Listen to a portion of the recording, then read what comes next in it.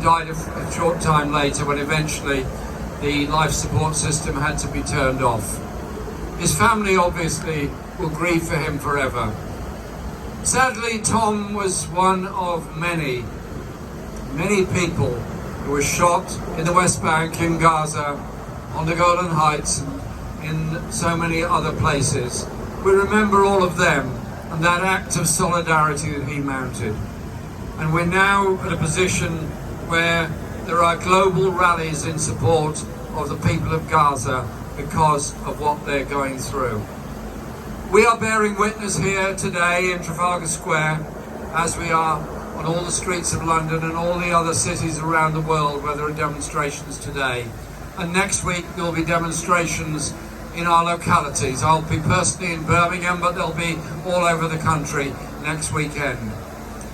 Some people say, well, what's the point of going on a demonstration?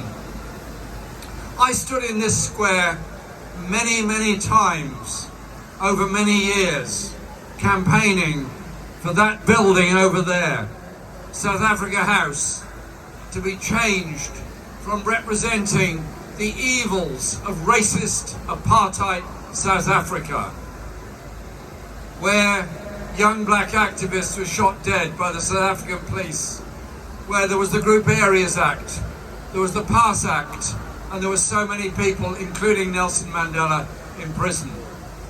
We stood here year after year demanding Mandela's release and demanding the end of apartheid.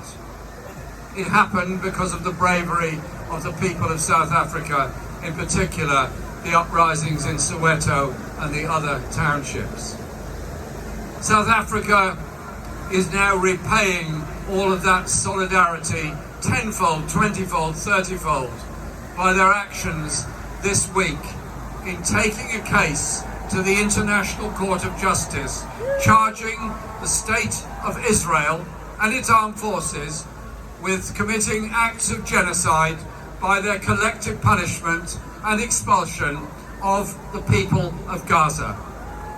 And they presented, I was there for it in the ICJ, they presented the most brilliant, detailed, passionate, logical, compelling case.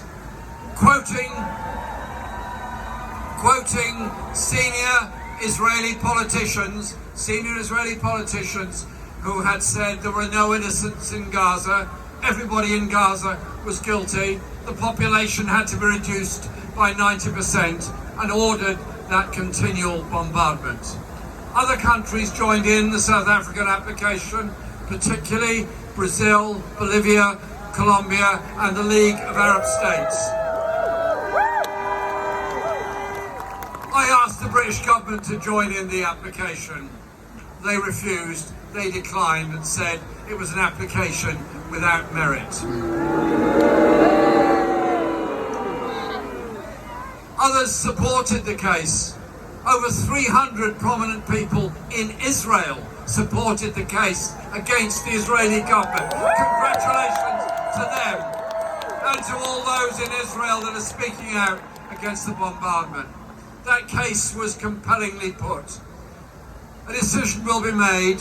The interim request from South Africa was that the court demand an urgent and immediate ceasefire. I don't know when that decision will be made. I hope it's very soon, and I hope a longer judgment will appear after that. But if you think your demonstration, your activity doesn't amount to anything and doesn't mean anything, think again.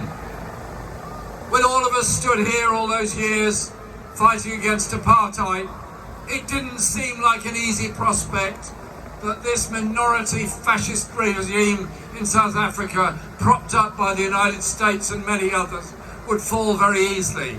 It didn't fall easily, but it did go. Solidarity is an incremental process. Every time you go on a demonstration, it changes somebody else's mind. That somebody else joins in and changes somebody else's mind. And so it goes on. It grows and it grows.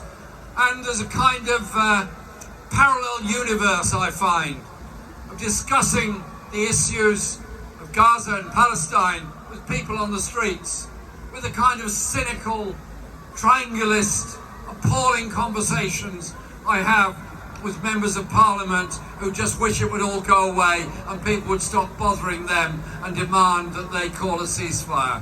Well, if they're complaining about being bothered for their constituents demanding a ceasefire, bring it on! Make it louder! Do it more often! Keep it going! Because that is the way we will bring about some serious and real change.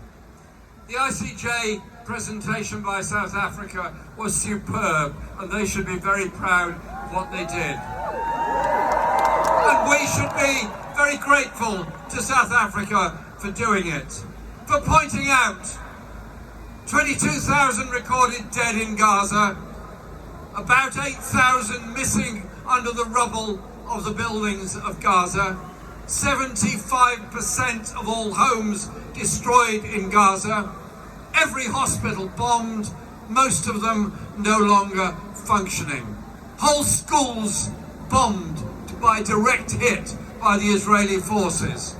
And now, on top of all the killing because of the bombardment, more people are dying from wholly preventable conditions, like diarrhea, like dysentery, like dehydration, like starvation, and all the things that come when you don't get enough to eat. You can't live in a warm, dry place. You can't get clean water. You haven't got clean sanitation. And you know what follows from that? Mass illnesses, cholera, and all the rest of it. And doctors doing their best, as they always do, to try and save life. And I was talking to a doctor who'd been in Gaza, talking to him last week when I was at a rally in Preston. And they were telling me, some cases the operations were successful, but the patient died from a heart attack brought on by the pain of an amputation without anaesthetic. And only a few kilometres away, no distance away at all, there's any amount of medicine, any amount of anaesthetics, any amount of clean equipment, but it's denied to the Palestinian people of Gaza. That is an act of a war crime against the people of Gaza by those forces.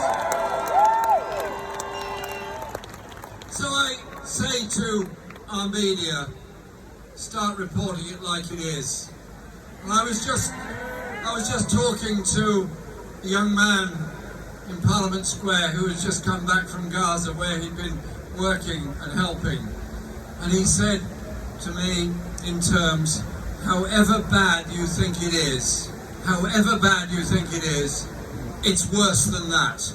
He said he'd never seen sights like he's seen, never expected to see the pain he's witnessed, and never expected this horror to go on in his lifetime. None of this is necessary.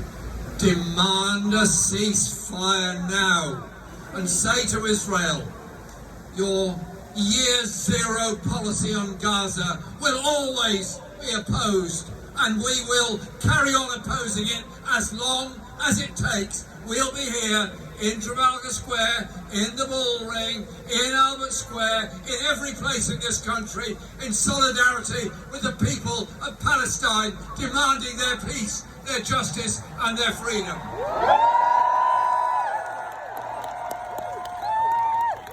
And yet, two nights ago, Britain and the USA launched weapons against Yemen, starting yet another conflict.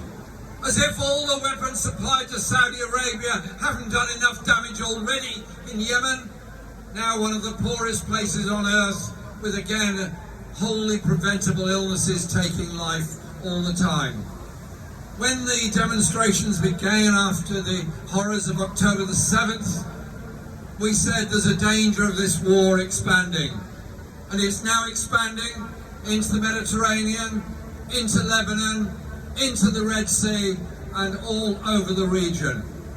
There is no solution in selling more arms. There is no solution in expanding this war. There is no solution unless you deal with the fundamental human rights and basic rights issue at the very heart of it, which is the rights and justice of the Palestinian people under occupation, under oppression, and, if I may say so, the Palestinian people who are in the refugee camps in Jordan, Syria and Lebanon. And so our movement is massive. Our movement has no name other than the people's demands for peace and justice and freedom for the Palestinian people. But it's wider than that, because we come together, we realise our collective strength. We realise our ability to unite people. We realise our ability to bring about a world with the demand and the intention of peace, justice and human rights, rather than war, destruction and mayhem and destruction of the whole optimism of the youth of the world. Together we can bring about a better world. Together we can bring about peace, and it starts with peace and justice for the Palestinian people. Thank you all for being here today.